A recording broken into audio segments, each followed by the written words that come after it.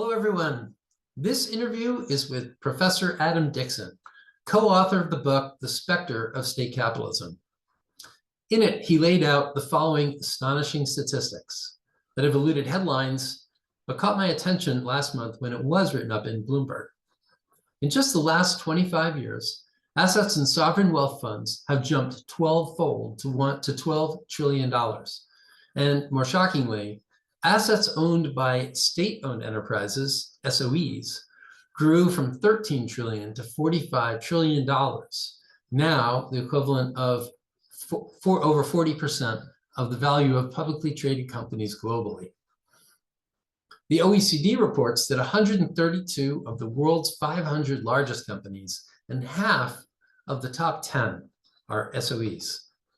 There's also been a commensurate explosion in industrial policy and tariffs, which are more difficult to quantify. In aggregate, this expansion of state ownership and influence into the private sector poses a threat to capitalism and human progress, because historically, tightly controlled economies like North Korea have lagged far behind those where free market capitalism has taken hold and become dominant. In this conversation with Professor Dixon, we explore how much control are governments exerting today? Will this government involvement continue expanding? And how much risk does this actually pose to human progress and prosperity?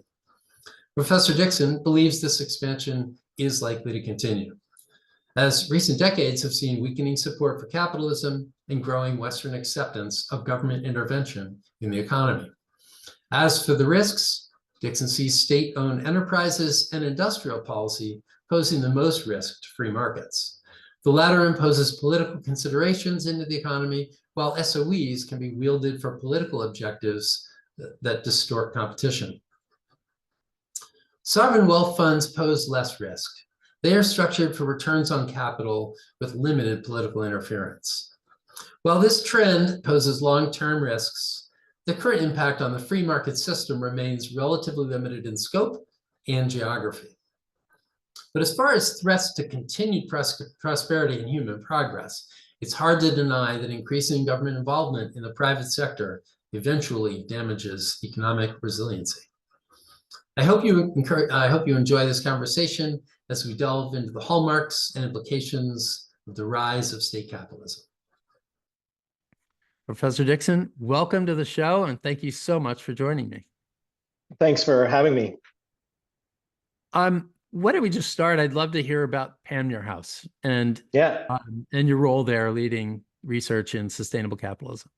Great. All right. So what I'll do is I'll say a bit about Panmure House, and then I'll go into sustainable capitalism and what that means. So first to say, I feel incredibly privileged. I feel like I've got the coolest job. I tell people I've got keys to Adam Smith's house. And I do have keys to Adam Smith's house, and there's the man sitting there behind me. I'm sitting in what used to be his dining room, and a place where he regularly had dinners with other luminaries of the Scottish Enlightenment, such as the father of geology, James Hutton, or Joseph Black, who discovered carbon dioxide. It was a real lively place during the height of the Edinburgh Enlightenment. Smith lived here from 1778 until 1790. When he died in this very house. And during that time, he continued to work on his two great masterworks, The Wealth of Nations and The Theory of Moral Sentiments. The latter book, he added a third to it while he was living here. And so it's a special place in the history of economic thought, political economic thought. It's an interesting and important place in moral philosophy. And how it's shaped the world we know today. I've been in the position since 2023, position that I love to have. What I'm trying to do here at Panmure House is to rekindle the spirit of enlightenment. And by that, I mean rekindle the spirit of open and sustained debate, critical inquiry, being willing to ask difficult questions, all these things that we think should be standard for any university in the liberal world. But I feel we have to to reinforce those liberal values. And so what I'm trying to do is to develop a series of lectures. I've got a podcast called The New Enlightenment, and I would encourage your listeners and viewers to subscribe to that as well. Because like you, it's about having conversations with interesting people and interesting topics. Here at Penmere House, we're developing our lecture series. We have a YouTube channel as well. But also about, one of the goals is to bring the business community, the financial community together with government and other academics to discuss problems and issues and find solutions for the problems that we face today. So my title, the chair title, is the Adam Smith Chair in Sustainable Capitalism. When they were able to raise a philanthropic gift to fund the position, and that was the title they were looking at. But there was no parameters that were given to me on what you mean by sustainable capitalism. This show is being brought to you by our sponsor, Truflation. Professional investors and economists, and probably any casual observers, know that government inflation statistics are only an approximation of what real inflation is. Not only that, but the government has a conflict of interest because high inflation can be so damaging to the economy, the deficit, and our $34 trillion in debt. Truflation collects over 13 million pricing data points. Most are updated daily to reveal inflation with precision for asset managers, governments, companies, and the general public. Check them out at truflation.com. You can play with the adjective of sustainability. And I do that sometimes because I do think that, I'm not assuming that we're going to shift to some kind of socialist utopia. And I do think there are threats to, let's say, open liberal societies, and in as much as capitalism underpins, democratic societies, I think there's something to be said about being worried, or at least interrogating, the sustainability of capitalism. You, in your career, as I saw, spent a lot of time on sovereign wealth funds at the time that they were exploding. And I assume that led you to this book. Yes. Explain that a little bit. No, I'm glad you asked that. So so sovereign wealth funds, the term sovereign wealth fund didn't appear until 2006 or 2007. And it was coined by a guy named Andrew Rosenoff, who I know well. He's a good guy, a good friend. And there was some politics that then came around in the mid 2000s around the rise of China in particular, but then the kind of more greater, let's say, sort of appearance that, there's these big funds that are appearing. And so I kind of took interest in that. It was at the tail end of my DPhil or PhD that I was doing at Oxford at the time. And my PhD research was looking at welfare state restructuring in Europe and the rise of pension funds. And not a very exciting topic. There's a long story how I ended up doing that. But on the back of that, with an interest in let's say, the political economy of institutional investors and the kind of changing shape and nature of financial markets, I started getting interested in sovereign wealth funds, and then began doing work on this new kind of group of asset owners. Published a book in 2013 called Sovereign Wealth Funds: Legitimacy, Governance, and Global Power, and that was co-authored with Gordon Clark. And given that sovereign funds come from various types of countries, I always say you have sovereign funds from liberal democracies like Norway to authoritarian single-party states like China. You have rich countries in Europe. There's sovereign funds that classed as sovereign funds in the United States in places like Alaska. All the way to emerging markets or low and middle income countries, right? So you get this, you can study various different things, and so I always found them fascinating. And then in 2017, received a large grant from the European Research Council which allowed me to continue studying sovereign wealth funds. And this was a project that then I had moved to the Netherlands, to Maastricht University, and started a research project there.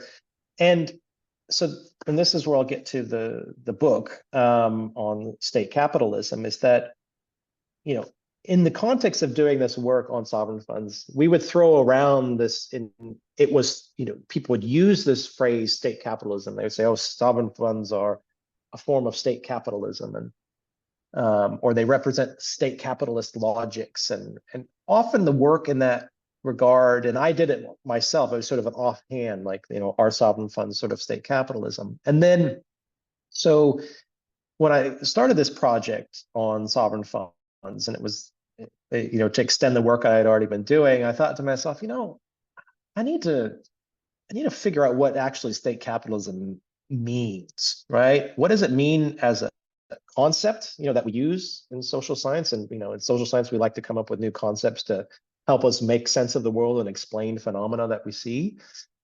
And I also wanted to understand it better in terms of an actually existing kind of empirical phenomena. So there's a conceptual issue, and then there's what we're seeing in the world.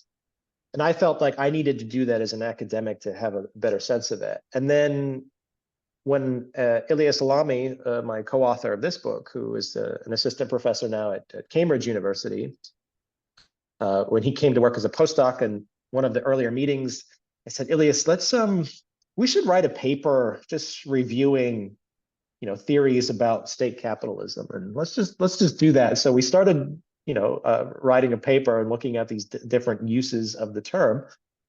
And then from that, it just spawned. It got bigger and bigger. It got bigger and bigger because we realized that, you know, it was being used in various fashion. You know, people are using it, and then we also realized it was being used more and more in the media in various ways, right? So, and we thought, well, we could do some better conceptual work on this. And we also thought it was important to have a conversation about the phenomenon itself, because often state capitalism, particularly in the Western context or in the United States, it's used to describe countries like China.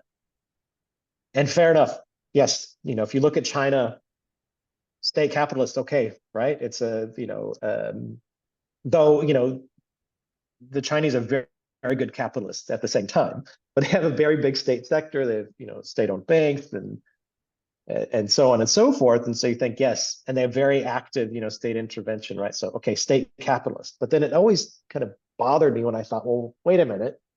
If China is state capitalist, get that. What about Norway? Should Norway not be a state capitalist economy, considering they've got 1.3 trillion, or I don't know how much they have in their sovereign fund today? You know, that's a huge sovereign fund.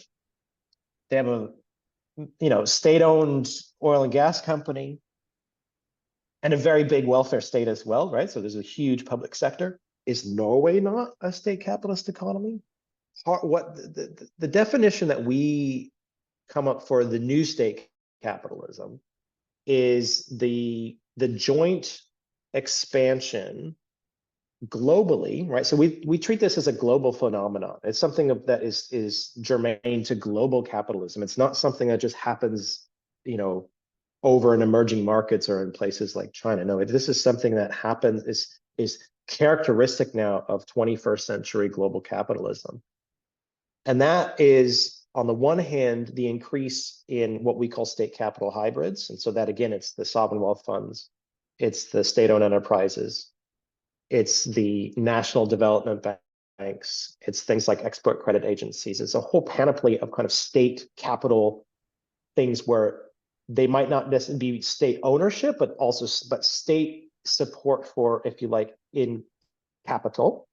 Right, It's through the rise of grants that. or loans or investments. Yeah. Yes, all these kinds of things. And that by the any state is entity that is not a private entity. So the in effect, IMF yes. would not be a private entity. And Right. So, but the IMF, and I put those separately. But you can think of national development banks, or you can think about that. And so it's that, and then it's the co-constitutive kind of increase of these state capital hybrids, along with a much more muscular and active form of state intervention. Whether that's when we see the increase in industrial policy, right? So industrial policy used to be a word that was like, oh, you can't talk about industrial policy. That's like interfering in the markets. Now everybody's doing it. And there's, I think, there's some reason, there's reasons for that.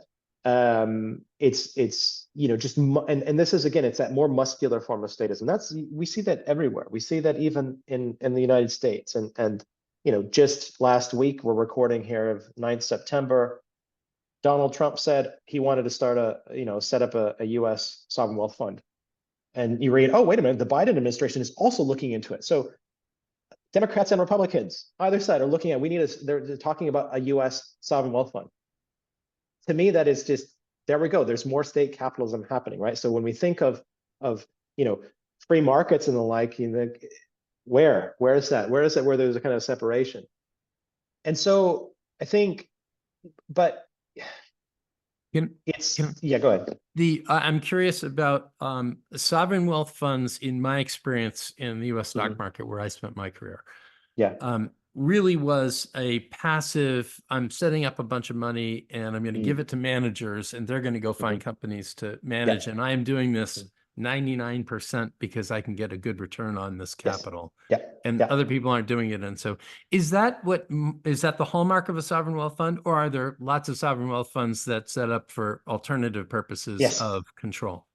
Yeah. So this is, I think, well, there's a couple of things to say about that, right? So yes, it is true that many of the very large sovereign wealth funds are just portfolio investors, and they're delegating most of their asset management to BlackRock, State Street, and any number of managers to, they're investing in Apple and Tesla and the S&P 500, right? They're looking for a return.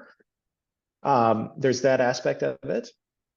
But many of the newer funds are what we would call strategic investment funds, which are smaller venture capital, private equity-like funds that are set up to catalyze market development, catalyze, reform state-owned enterprises, and so on and so forth. And those are much more kind of active form of state intervention. But the thing to say, and I guess that the distinguishing characteristic there is that there is some political motive. Yes, but the thing is what I would also argue is that we can't, even though sovereign wealth funds, for the most part, aren't these kind of nefarious, funds that are, they're without political motive. Yeah, for the most part, right? In the sense that there's been a lot of work that's been done to depoliticize them, if you like, and set up governance structures such that they are independent from direct political meddling. Another way of saying it is that their primary objective, and I wound up meeting a number of them in my career. Them meaning people who work for sovereign wealth funds. They acted as if, and I didn't question each one of them, but they acted as if they were professional investors whose objective was return on capital. Yes, right. Exclusively. And there wasn't any, I need to carve out this amount to make sure that I'm invested in these green projects or anything else like that. The folks that I got to know, and that was why my view of sovereign wealth in the specter of state capitalism, as your book is called, really has a different role, where a lot of that capital is probably investment capital seeking best returns without any political constraints. Yes. So yes, that's true, and I think this is an important point that we make in the book, right? Is that state capitalism and the rise of state-owned enterprises to sovereign wealth funds does not necessarily mean that they are acting for the express purposes of achieving a specific political or geopolitical goal. And many of them, as you've suggested, they are operating, and this is what I think is so interesting, is that they're operating in a market-driven, market-conforming way. Many of them are run by professionals. And so the state is there, but the state is not, they're not, if you like, planners in the old sense of some kind of bureaucracy, right? I mean, if you look at, take even Chinese state-owned global enterprises, right? I mean, these are, there might be some direction or might be some kind of big policy goal at the top, but most part, they are just trying to compete markets and win market share and generate revenues. And many of them are set up to where they're driven by the profit motive. And I think that is an interesting thing. So again, it's important that your listeners appreciate that the rise of state capitalism does not necessarily mean that it's a complete shift to a more sort of command and control kind of planned economy. That's not what it's interventionist exactly. objective. But it's intervention in a different way, because even if you and I think there's you can depoliticize the ownership of a sovereign fund or a state-owned enterprise and sort of say they're market conforming.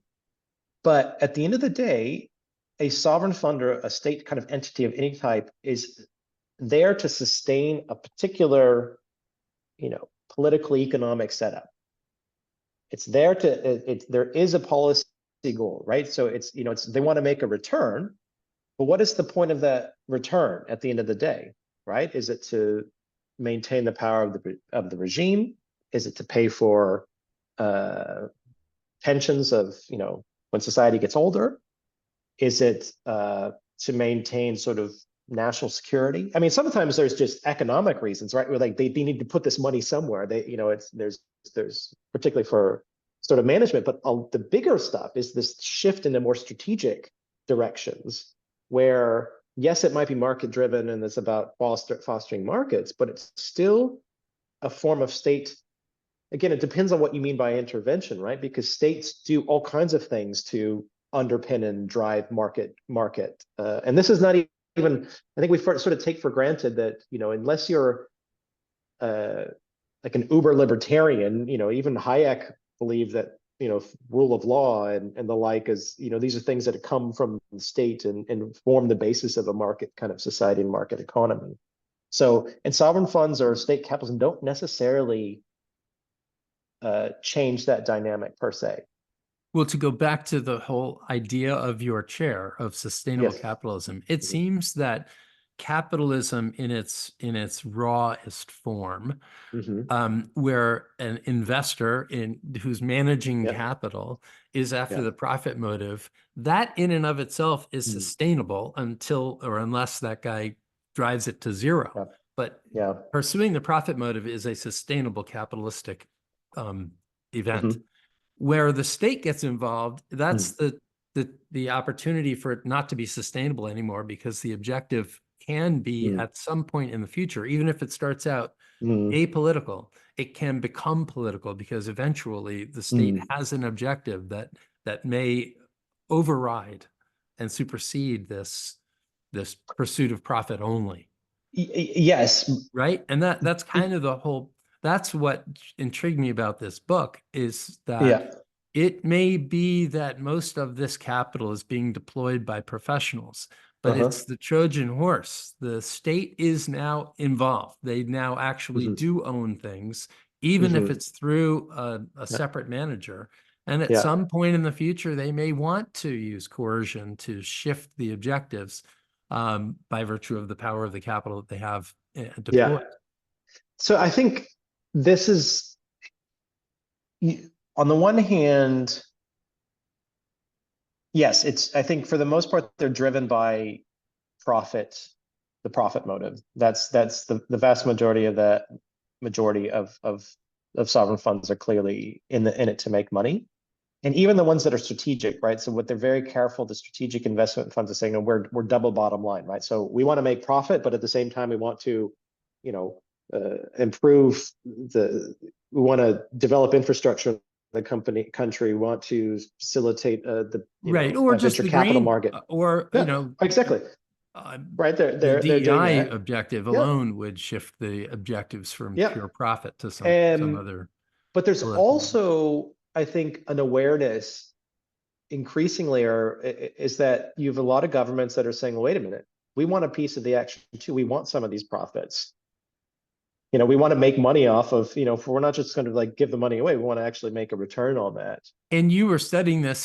Did that come from the I heard at the time that the Norwegian Sovereign Wealth Fund was had particularly strong performance. Was it strong performance from some of the sovereign wealth funds that that spurred the interest in and the proliferation of them from other countries? So it's so part of it depends. I mean, there's the story of, you know, why we see growth of sovereign funds. It's there's various factors, right? So in the case of oil exporters, it's partly a function of just, you know, demand for resources is meant that they were forced to manage that money somehow, right? For to prevent Dutch disease, to prevent kind of absorptive capacity constraints in their And to economy. So diversify, probably. and it diversifies, right? And so this is so for the oil exporters or the mineral exporters, that was like the claim. Then in the East Asian context, it was, you know, export driven economies, Singapore, Korea or South Korea, China, you know, they had these huge kind of foreign exchange surpluses that were losing money, if you like, sitting in US treasuries, and they had a need to diversify those and make a particular return. At the same time, so you had that, and you have these ones that kind of they're sovereign funds that just grew because organically. But then you have a lot of countries that look up and say, well, wait a minute, Norway's got all this money. We want to be like Norway, right? And I've seen this a lot.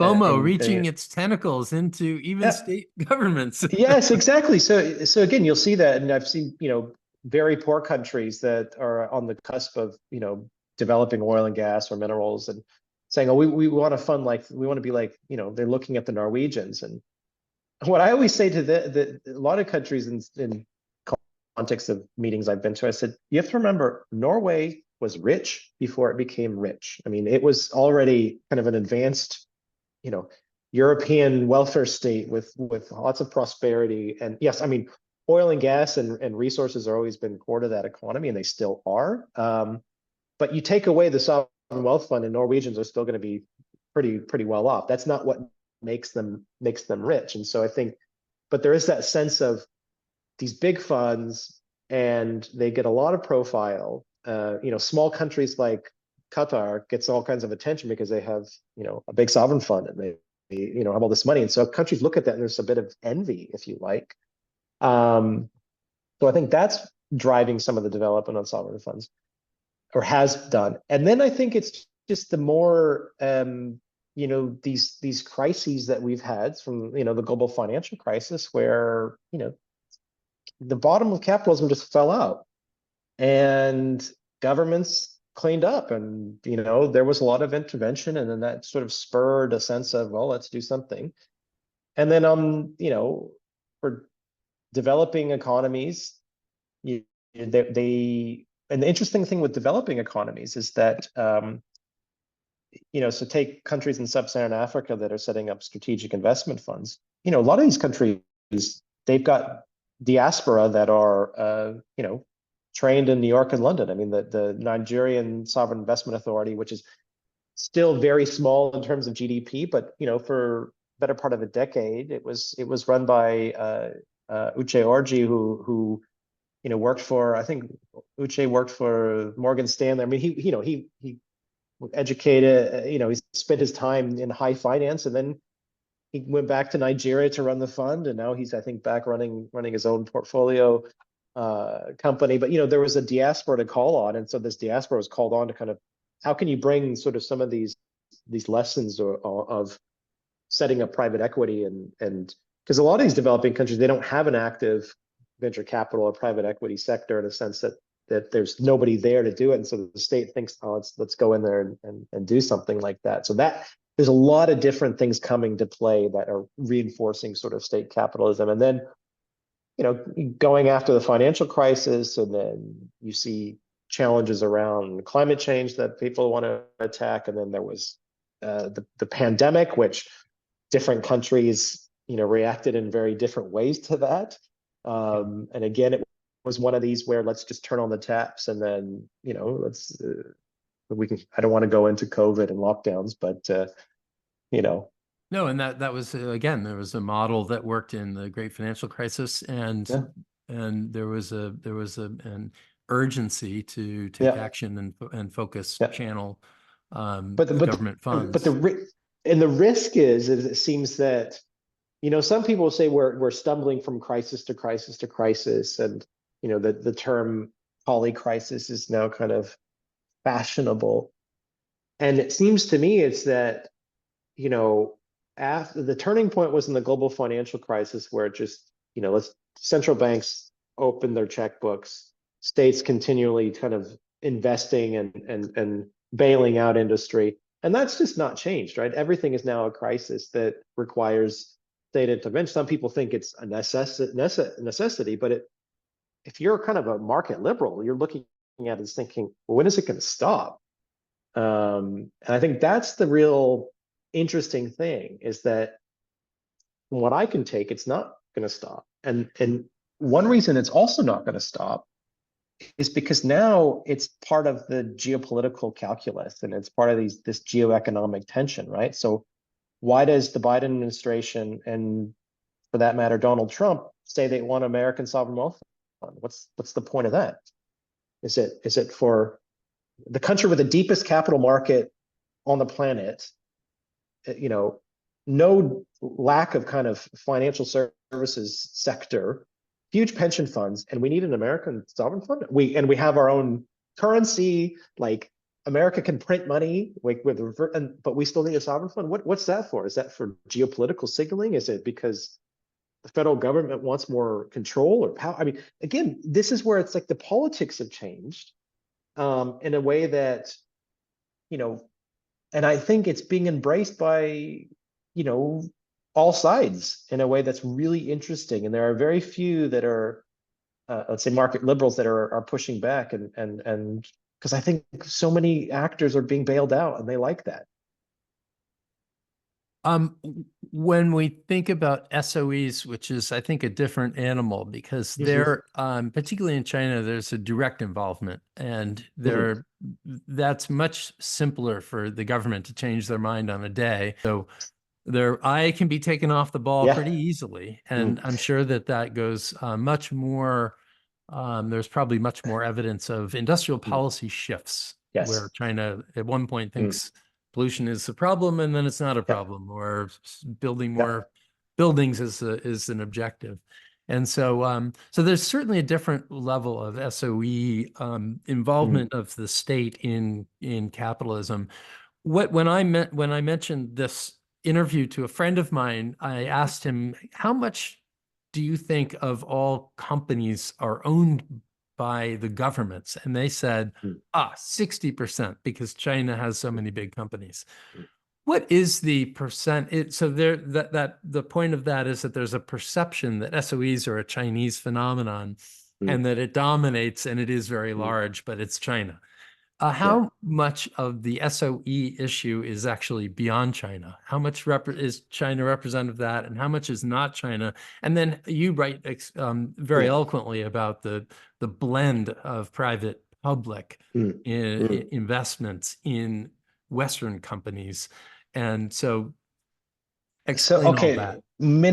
Lots to talk about. Yeah, I do want to come back. I do want to come back to China. But just to answer the brief question, right? So it is true that, you know, China is a big part of a lot of these statistics when you think about the increase in national development banks across the world in terms of their investments and assets. You know, the China Development Bank is a big part of that.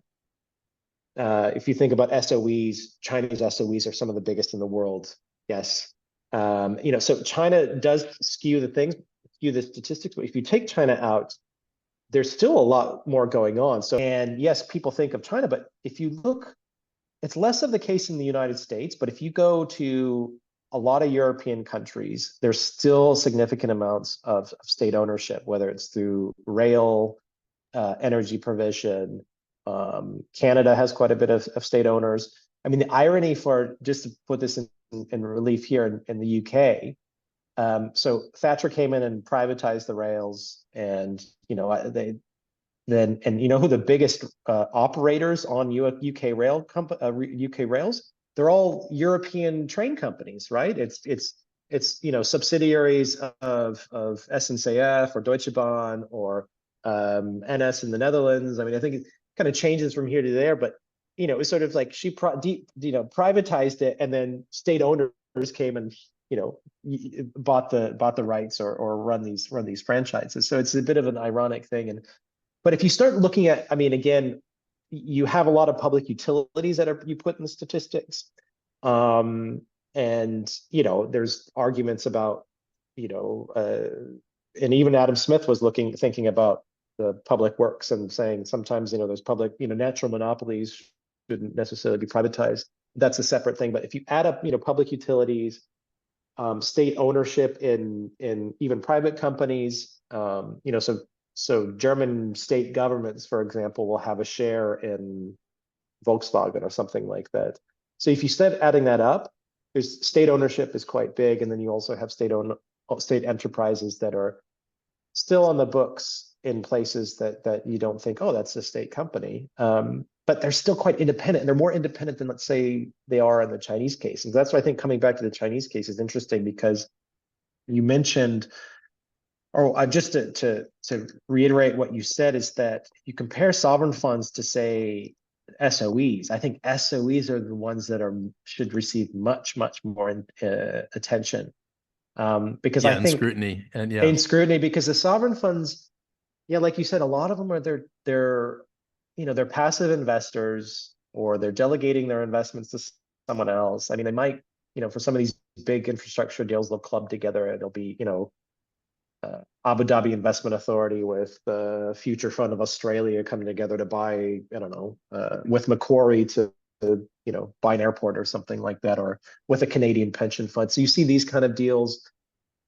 But, they're just, they're not, and like, again, I think, and your listeners that, they're financial professionals, they kind of get that, unless you're a private equity fund manager and you're like active in the board of a company and you're going in there and changing it, most asset managers aren't kind of pulling the strings of business. I mean, that's why I think, and sorry to go off on a tangent, some people have thrown out the term like asset manager capitalism, where it's like BlackRock, they got 10 trillion, it's this huge force. And you think, yeah, BlackRock has probably some sway, but, as an owner, but most of the time it's like, they're not that powerful. They're not really, I mean, yeah, people listen when Larry Fink says something. No, they're not activists. Yeah, they're not acting as an involved owner. Yeah, they're not, right. But, and unless you're like a really involved owner. And so that's the thing, is most pension or most sovereign funds, they don't have the capacity to be active owners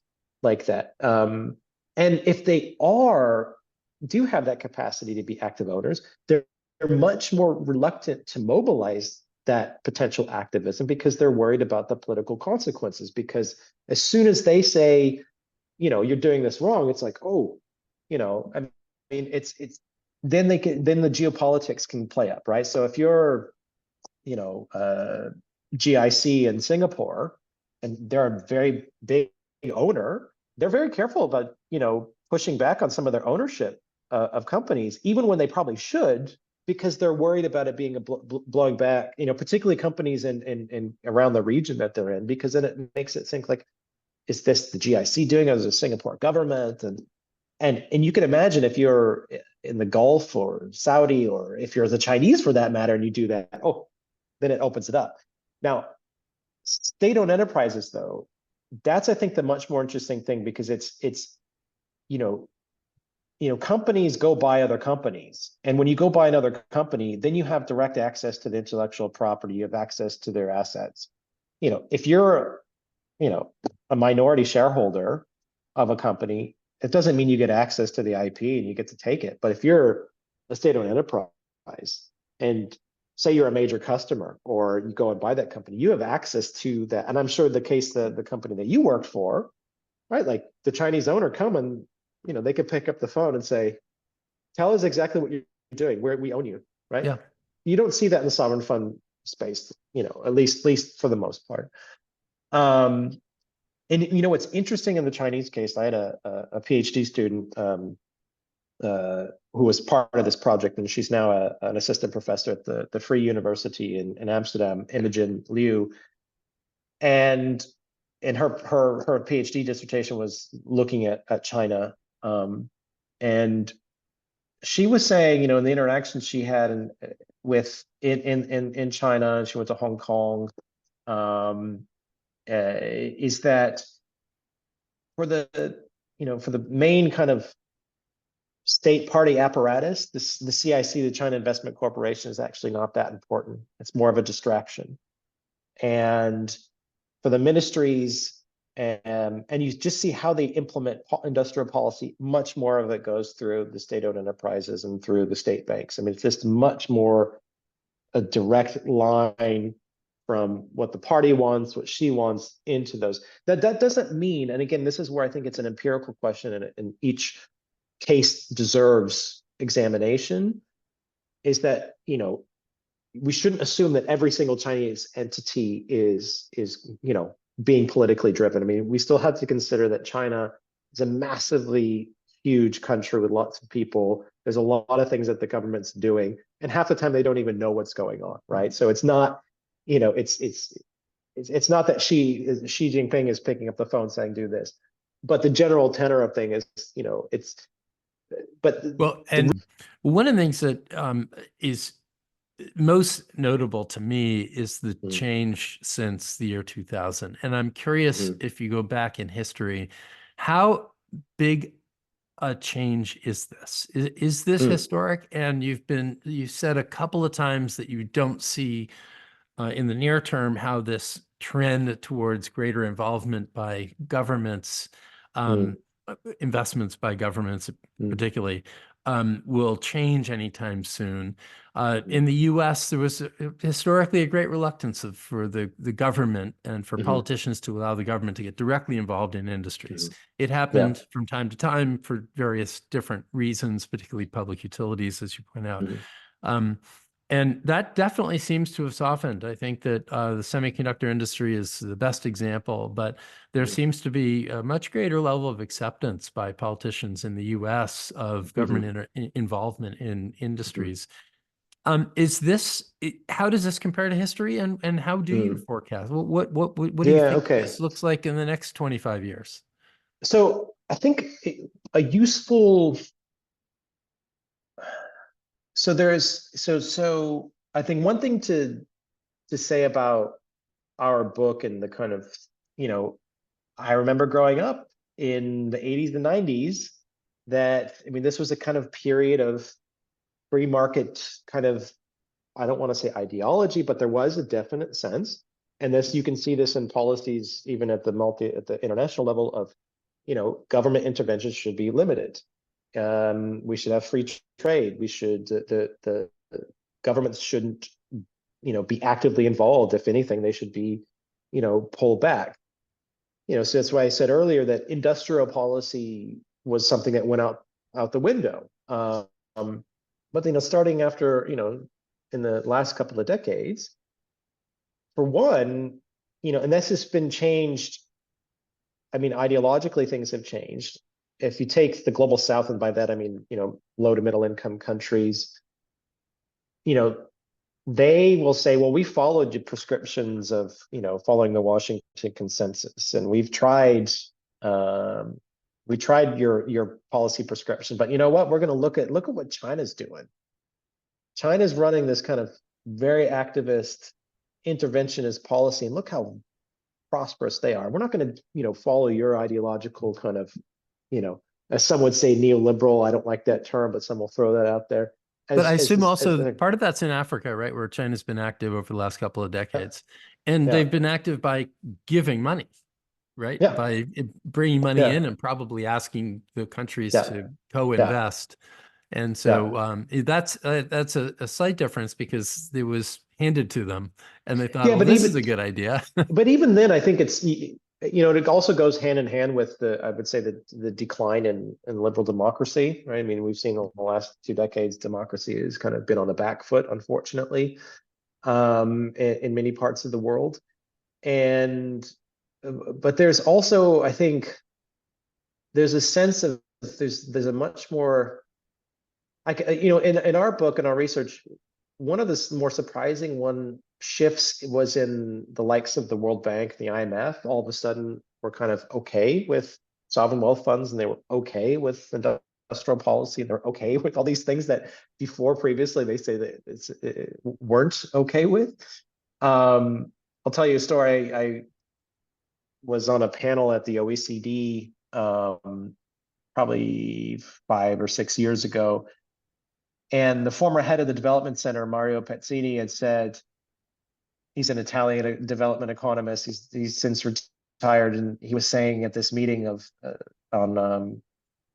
that, you know, for the longest time we couldn't talk about industrial policy, and now it's okay to talk about industrial policy.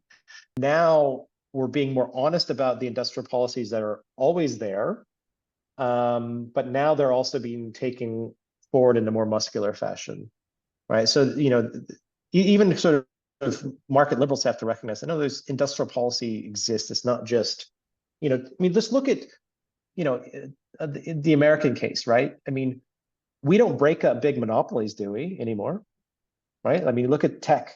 And why don't we break up Facebook and Google and Microsoft and all these kind of companies? Partly it's because of the effective lobbying of the tech industry, but it's also because it's an industrial policy for the United States, and it's also about sort of the geopolitics, the technological dominance that the country wants, right? That's industrial policy, right? Not kind of breaking up. I mean, if you compare that to say what the European Commission's tried to do in terms of breaking up big tech, it's a very different thing, and it's partly because they don't have, you know, Europe doesn't have big tech companies like the United States. But this is where I think, on the one hand, there's a more honest kind of conversation about what states are doing and have always done and will continue to do. There's that. But then there's also the much more active state happening, if that makes sense, including increases in state ownership. In the American context, we like to have this idea that like we're a free and open economy. And I think actually you start looking at things and you start picking things apart. And yes, I mean, market liberals will point this out and criticize it, right? But then it often is taken as we fail to recognize how much state involvement there is, and that's not necessarily just, you know, federal level, but, you know, all the way down. There's a lot of that, and some of it's kind of necessary, perhaps, but others is not, right? It's like finding that level of why does Intel need 60 million to build a factory, and I don't think actually is it you know, Intel's recently did poor financial performance or something, all right? So it's because they missed the boat on AI chips, right? So it's like, oh, you invested in a.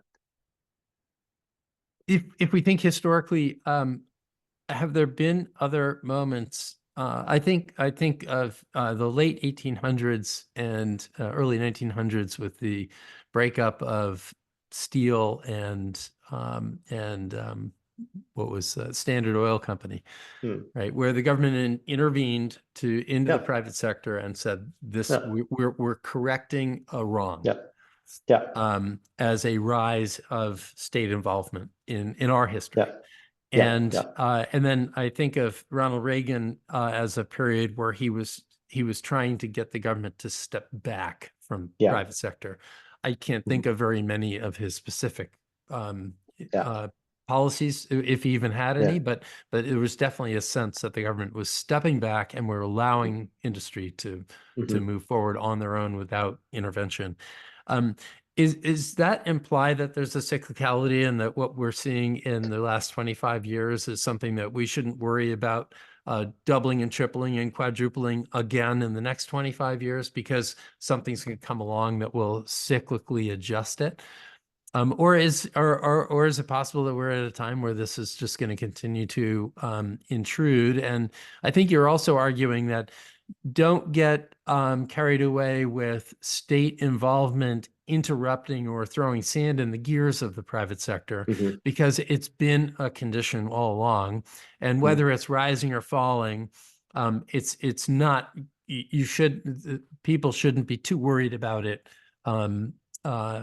damaging the invisible hands magic. Yeah, you know, again, going back just the statements last week in the US press, right? I mean, if Biden and Trump are interested in US sovereign fund, even though I don't think that'll get through Congress, and I don't think the United States needs a sovereign fund. What kind of sovereign fund that would be, I don't know. You know, to me, that just says, you know, the state capitalist logic is here to stay, right? If the United States is the kind of liberal free market par excellence, or at least that's sort of the image, is considering this, then I don't see how it's going to change. And I don't see Congress kind of rolling things back. And I think, but it's in across Europe, I don't see much kind of, let's say, classical liberal thought kind of taking charge anytime soon. You don't see that anywhere else. And again, it's not a left-right thing. If the assumption that, if I don't know, I don't want to say right wing, but economically right party or something comes in, that it's going to change things. I don't think that's going to happen.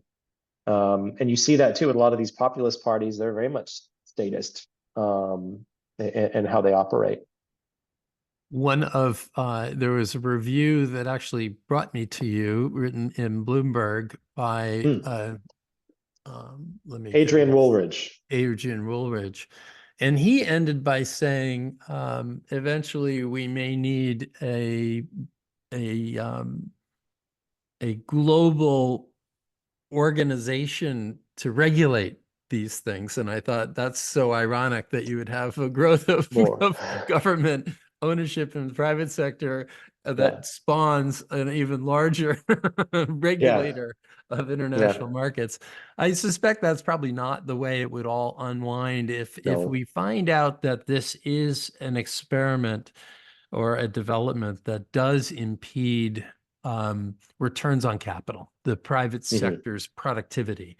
My guess is that you're going to manifest that probably state by state, and it'd probably be led by somebody like the United States, which has a history of this, where somebody comes in and says, this is a very negative development, and we're going to initiate or implement the following policies that will cut back on this.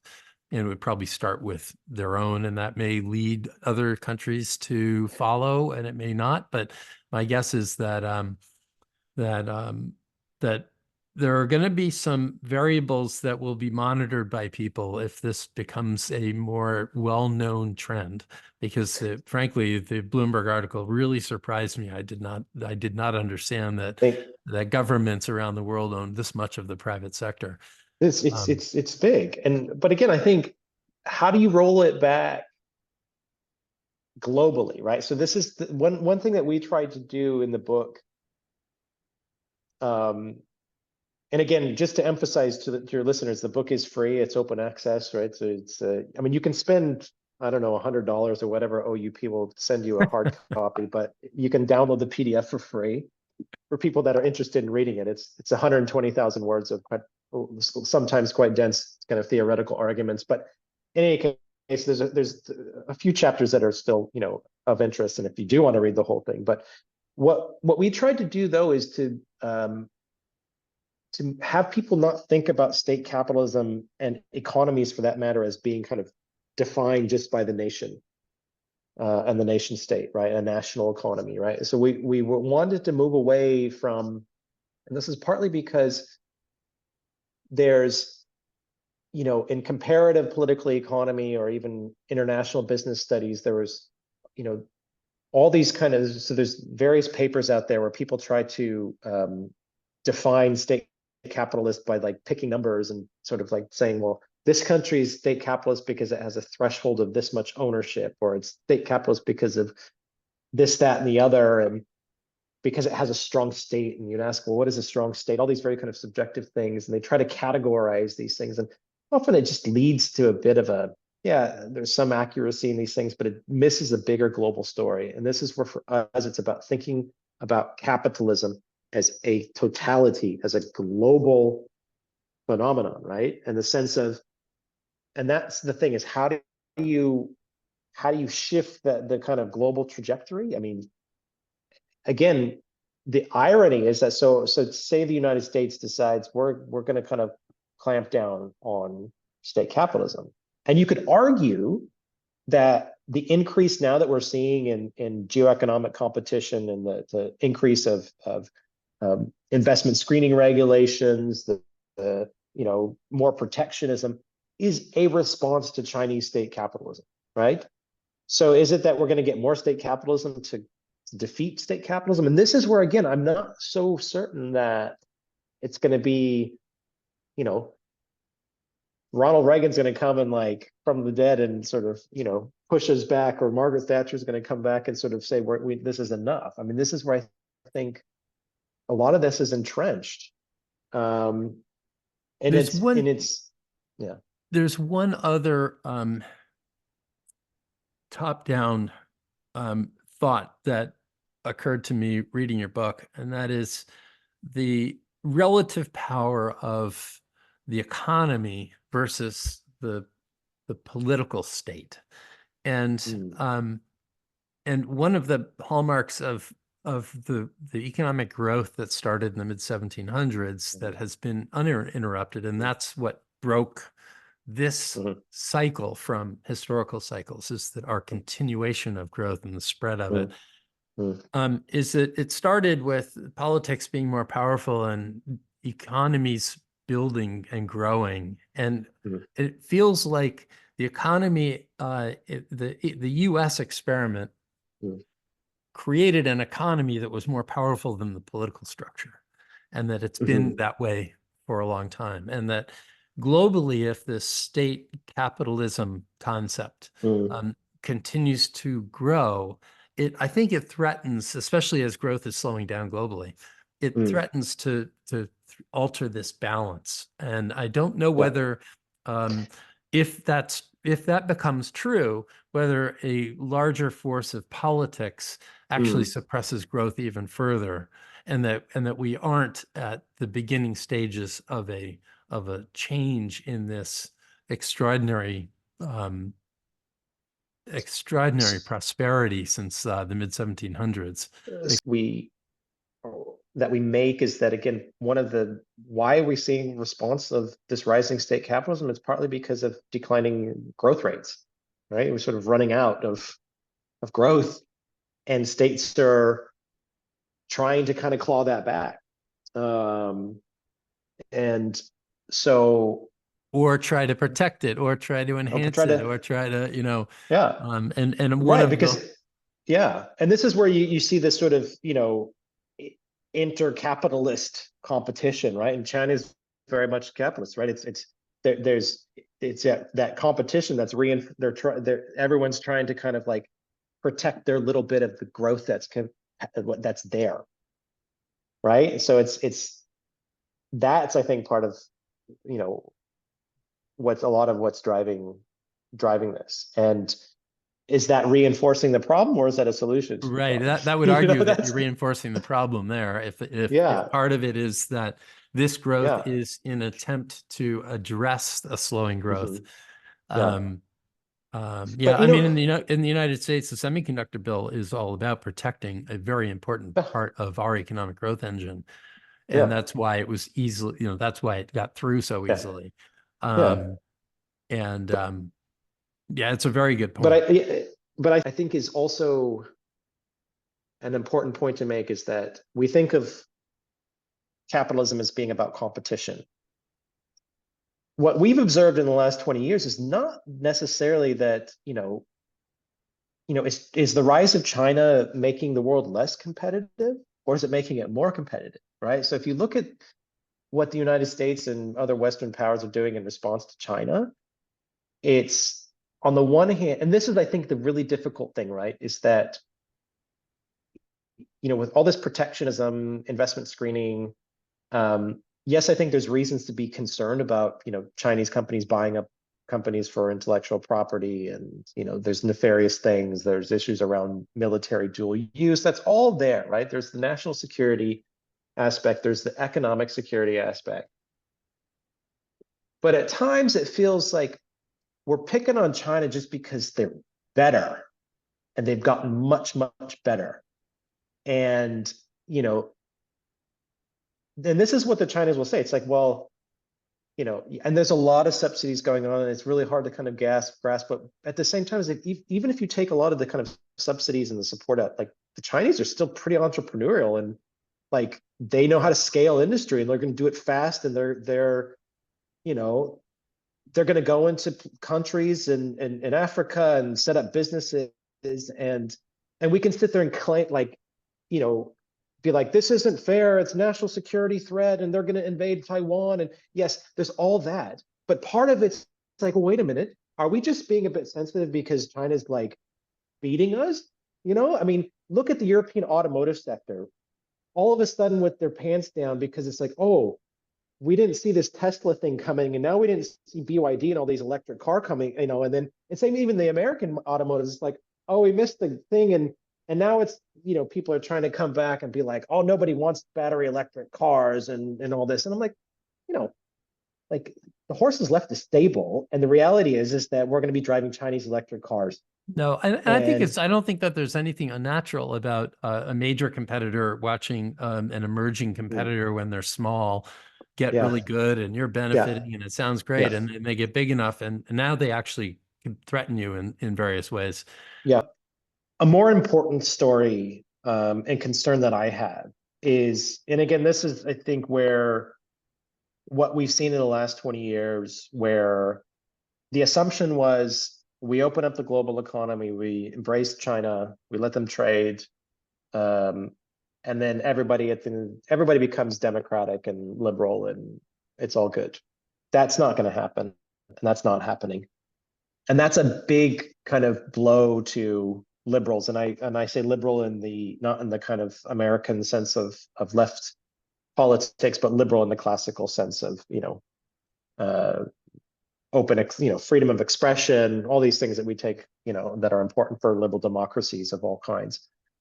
And that's I think the bigger concern I have is that, you know, China is dynamically capitalist and they're good at it, but they're not going to become liberal and democratic at any time. And there's increasing amounts of countries in the global south that are quasi-authoritarian, but are very effective capitalists. I mean, I still think the most innovative and interesting countries are those that are open societies. I mean, if you look at cultural provision, right? Like, I mean, it's not Chinese pop music that's taking the globe by stage. It's Korean, it's K-pop, right? You know, this is the thing is, you know, who are the ones that are creating kind of the cultural goods and the ideas. But then again, you see some of these countries that work very fine in places where there's not freedom of expression. If you kind of reduce life to the convenience of an app and, you know, basic necessities, and people are fine with that. But I think the bigger concern I have is the sense of, you know, the reduction in the sort of open society and the ability to debate and question ideas. And that's, I think, a bigger threat to American capitalism and American way of life, and even in Europe as well, in the UK, than what the Chinese are doing. Point. Yep. Well, thank you very, very much, and I really appreciate it. Thank you so much for having me, Bob. Take care. Cheers.